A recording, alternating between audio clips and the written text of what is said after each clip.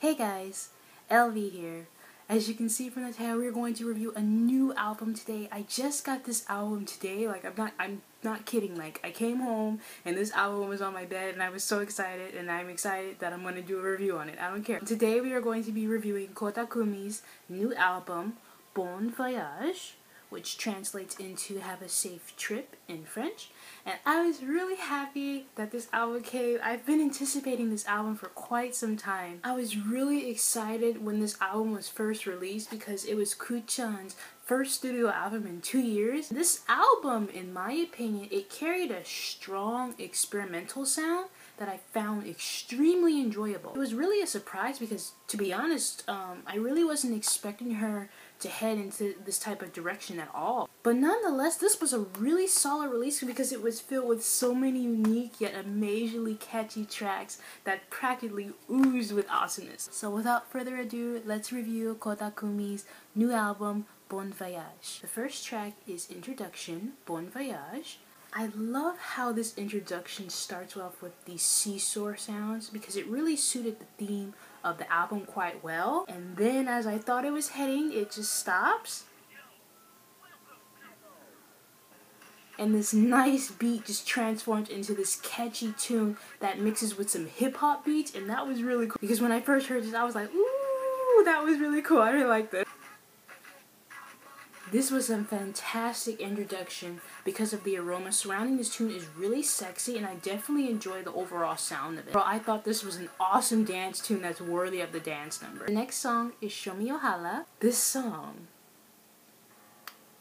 I didn't know what to think of it when I first heard it, and then as soon as those jazzy tones came in, I was sold. I love how this song carries both sexy and quirky elements along with this brassy undertone while continuing the aroma that was placed within the introduction. And Ku, I love her vocals within this because she sounds really sassy and confident, and which are both key elements that rules this song. This song is just so catchy. I love this chorus right here. I'm singing this chorus always at the top of my lungs. Booty shake, shake it, booty all night. Booty shake, shake it, baby, alright.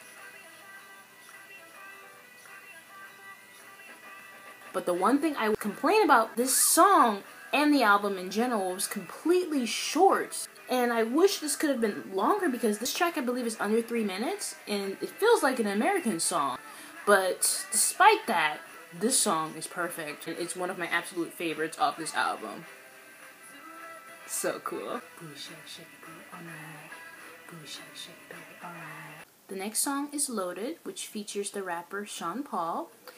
This was a collaboration I didn't see coming. However, I thought that this was a perfect collaboration because both of them complement each other perfectly when it comes to this musical style. This was an awesome dance tune. Although it was quite repetitive, it carried some amazingly catchy hooks along with perfect vocals from both of them. Although this album is still new, I've read a couple of forums about it, and it seemed a lot of people didn't like this song, which totally surprised me because this song was awesome. But then I've discovered that the hatred for the song was mostly because of the rapper. I don't know why, but Sean Paul, I don't think he's that bad of a rapper. I like Sean Paul. Maybe it's because my dad, he listens to Sean Paul. He has a lot of albums from him, so I guess maybe that's one of the reasons why I take a stand for Sean Paul, because he does bring something new to this, and I really like it. I'll take him better than all of these stupid rappers we have today. Like, I really like Sean Paul. He's good. I like him. Overall, Ku delivered another solid dance tune that I'll always enjoy. This song was so cool.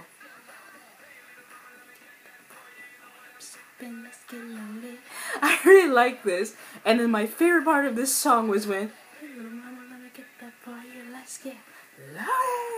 I love that part. That part was so fun to sing along to. And along with Sean Paul's smooth vocals here, this was a perfect song that oozed perfection. Totally in love with this track. The next track is Winter Girls. This was another song on the album that carried a strong dance number. This song was quite interesting because it contains these pop influences that spices up everything in a totally different way. I'll admit, when I first heard it, I didn't get a chance to appreciate those factors because I really wasn't too crazy about this song within the beginning. Because for a Koda Kumi song, this one came off quite generic. Those were my previous thoughts on it. This song has grown on me.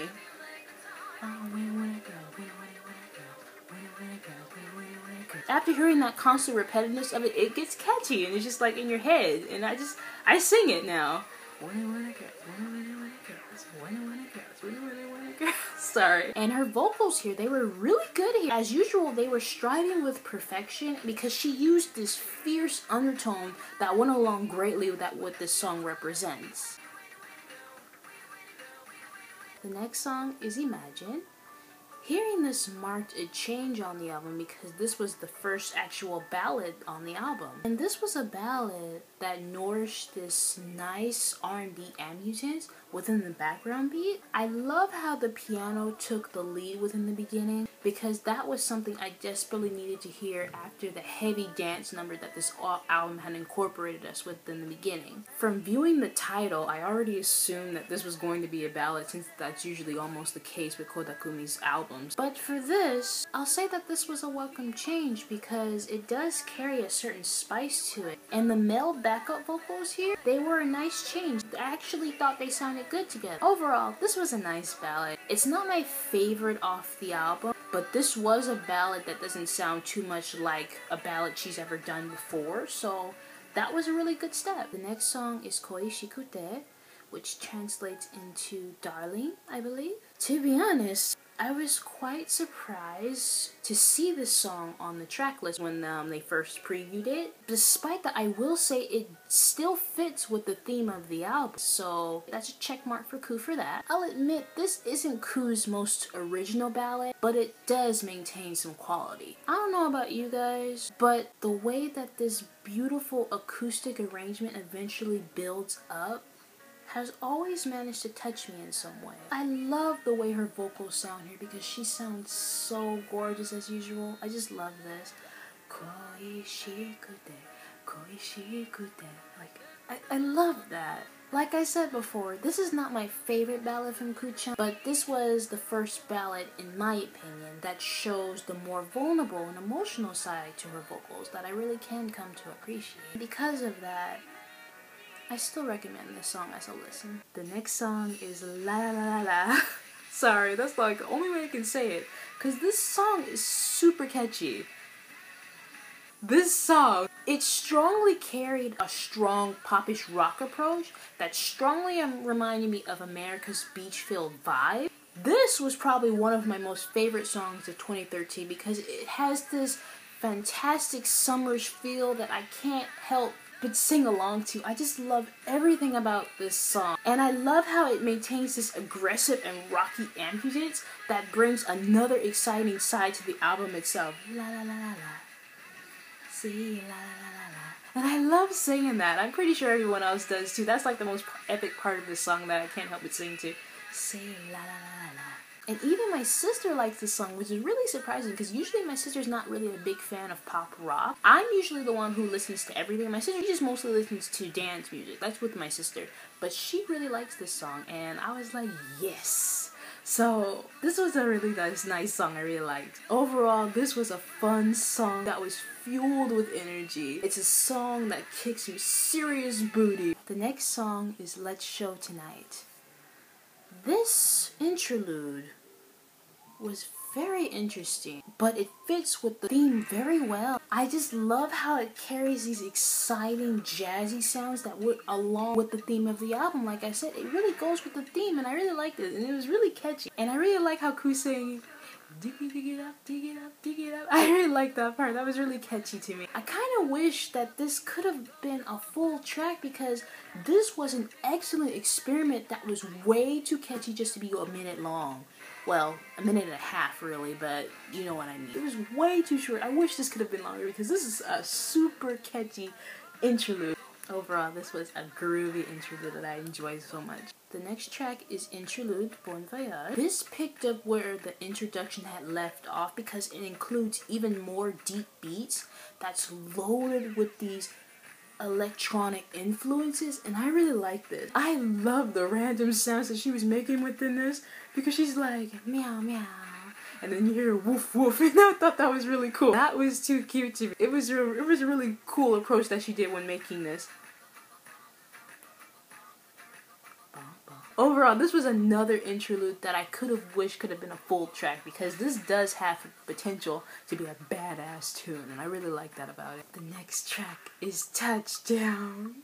This was my favorite song off the Summer Trip single, and it was ultimately my #1 song of 2013. I love everything about this song, you guys. It has this amazing underground R&B sound to it that makes it a perfect clubbing sound. And the poppy and psychedelic beats really makes this song stand out amongst her other experimentations among this album. And placing it behind that interlude was a smart move because it perfectly illustrates the aggressive auto-tune that's buried within it. This was a song I'm always going to keep on constant repeat because I love everything about this song. I love the video to this song as well.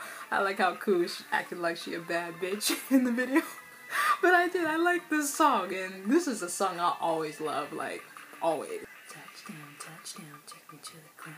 Touchdown, touchdown, take me to the ground. The tracks that are about to come up, I warn you guys, they are a hot-ass mess, like, what the hell, but that's what we love about them, so let's play them. The next track is Crack the Bass, which features some person, OVDS. After this weird introduction here, I have to say that this tune surprised me because of its fat bass within the background, along with these electronic guitars that quickly emphasized the rock sound that was enveloped here. Ku's vocals here, they definitely fit the quirkiness to the next level, and I laughed so much at the exaggeration of her voice. This part was so silly right here. I love this part. It's real, baby. I laughed when I first heard that. Oh my god. This song was a solid track in an amazing yet weird way because this song, there's so many things that are going on in it. It's just a hot ass mess. I'm just like, what the fuck every time I hear this, but I love this.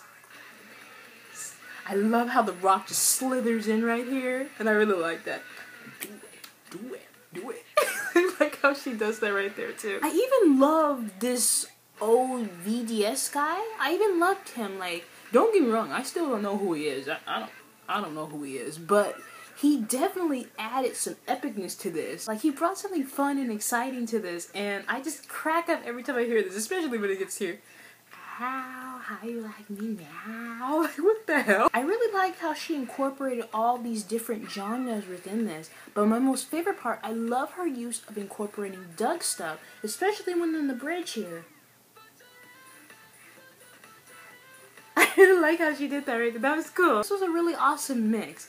It's another solid tune, and I like how she used the combination of rock and house mix within it. And I really like that about it, even though, like I said before, this is a hot-ass mess. Do it, do it, do it. The next song is LOL. Of course, Ku had to be the artist to release a song called LOL. Oh gosh. This song was a hot-ass mess. A hot mess. I LOL'd when I first heard this part. Like, what the hell was that? Like, oh gosh. And I'll admit, I didn't like it too much when I first heard it, but after a couple listens, it's grown on me. It has this dark, sick beat to it that's perfect for clubbing. And Ku's English is actually understandable here. Like, I could understand her. I was excited. I was like, I guess usually, not to be mean to Ku, because I love Ku. I love you, Ku. Like, she is like this with me. I love Ku. But her English, I will say, is probably the worst out of all the J-pop divas. Although it's not the best lyrically, it's still an awesome track to jam to because the aroma around it is insanely addicting. This is an awesome tune. It's a hot-ass mess, but it's catchy as hell. The next track is Go to the Top. I remember when this first came out, it completely took my breath away. This song, it incorporated some serious badass qualities, and oh my god. This was this awesome track that was the amazing comeback after her pregnancy. I love the musical mix she placed within this because the arrangement, to my surprise, it combines the uses of rock, dance, and even a touch of dubstep if you really listen. I love how she displayed these fierce vocals because it does show that she hasn't lost her edge. Although I don't play it as often as I used to because I played this song out. Like when this song came out, I played it out. So I'm a little sick of it now, but it's a really well done track. Well done, crew. Well done. The next song is Dreamy Now. As much as I love this song, I'm not gonna go that much into depth with this single because I have reviewed it already. If you'd like to see my review on it, then I'll link it here. Here, and you can see it there. Next track is On Your Side. I consider this to be one of the tracks that need a couple of plays for me to actually really like it. And ever since I first heard this, that's exactly what happened. I've been playing this a lot. I really have. And from that action, I would say that this is probably one of the album's weaker tracks. I mean, it's a smooth mid-tempo that excels on the focus of its synthetic beats that I thought were really nice. But that's probably the one good thing I can really say about this, really. I probably would have liked this tune a bit more if she would have presented a bit of more melody within the chorus. Because, I don't know, she doesn't really sound as into it. And it sounds rather empty, in my opinion. Like, it sounds fake. I don't know, it sounds that way to me. And the lyrics to this are very nice, and it doesn't sound like she's really into it, and that's one of my complaints about it. But it's still a nice track, although I just probably consider it just a filler. It's a decent track. The next track is You Know. Closing this album with this dazzling tune was pure genius. I love this song so much, you guys. This was a real club banger that really defined Koo at her best. I adore its use of synthetic beats, electronic vibes, and along with Koo displaying these amazing ranges that we know that she's truly capable of. This was a wicked dance number, and I really love it. It's really hard to find something to criticize about this because I love everything about this. This song just breathes fire. It's smoking hot because it has this amazingly good flow to it, and the chorus is bound to stay in your head for weeks because it's so damn catchy. I love this chorus. This was a perfect way to end this album. Oh my gosh. Bravo, Koo. Bravo. Koo-chan slayed in this album. I love how she took these tracks and transformed them into something epic that I'll forever remember. I remember when Japanese came out and I was totally in love with that album and I played the hell out of that album. Even now, I still play it all the time. But now that this follow-up album has taken its place, I'm positive that I'm going to keep this album on constant repeat. And now I'll show you the pictures. So here is the cover. I bought the CD plus DVD version of this because that's what I usually do when I buy Koda Kumi albums. I usually just buy the CD DVD version because I like to watch Koo's videos. But I will say, I wasn't really the biggest fan of this cover. I mean, it is nice. Don't get me wrong, it's nice, but I wasn't really a big fan of it. I liked the CD cover of it a bit better, and I liked it the CD plus Blu-ray version too. The Fan Club album cover, I liked that one too. I really liked that one. But I did like this. And since I bought this, I bought the first press edition of this because it came with a bunch of extras. Like, this is actually a CD case here. So this is the actual CD cover here. And I like that too. Here's the back. Really nice. Here's the inside. And here's the DVD. And now I'll show you the pictures. Here is the front cover. Like that too. Really nice.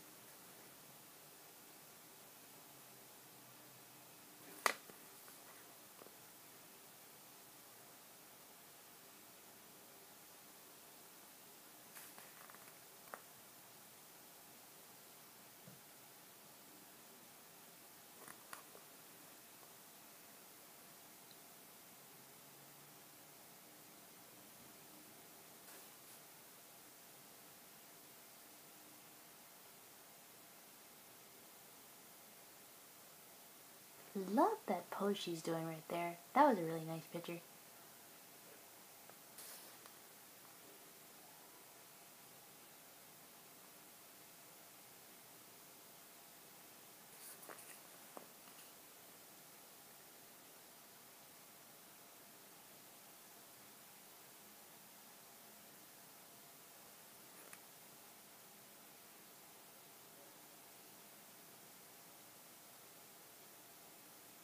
That was a really cute picture as well. Love that picture too. And another beautiful picture of her. Really like that picture too. Another sassy picture. Love that picture too. Also, since I bought the first press edition, it came with a bunch of extras, which I will show you guys right now. I also got this hologram sticker. This was a sticker from Koda, and probably like my other stickers from her, I'm probably not going to take it off. I'm probably just going to leave it in its case and probably just put it somewhere. And this was a really cute, even though I'm still not a big fan of this CD art here, I did like this. It was really cute. I also got a postcard, which I thought was really nice. And this is out of all the probably out of all the Bon Voyage cover art, this was probably my favorite one out of all of them. So I really like this. I'm probably gonna hang this up on my wall. So really nice. This was definitely a fantastic album, you guys. I love how in this album it maintains this upbeat attitude, because it definitely shows another side to Koda Kumi that I'm really eager to see. Overall, I would definitely recommend this album to any Koda Kumi fan, because it definitely makes you see what Koda Kumi is truly capable of in a different light. This was a fantastic album. I love the fact that she experimented within this album. She went against her norm in a little bit, and she maintained a more happy, upbeat feel, and I thought that was really nice, which easily makes it one of the best albums I've heard so far in 2014. So really awesome album. Loved every second of it. So that was my review for this album. I do hope you guys enjoyed the opinions I have on it, because I was really excited from this release, and this was a really good album from Kuchan that I'll play over and over again, so really solid album. As always, if anyone has any requests they would like me to make, feel free to leave it in the comments below, and I'll be sure to get to it eventually. So until next time, you guys, bye!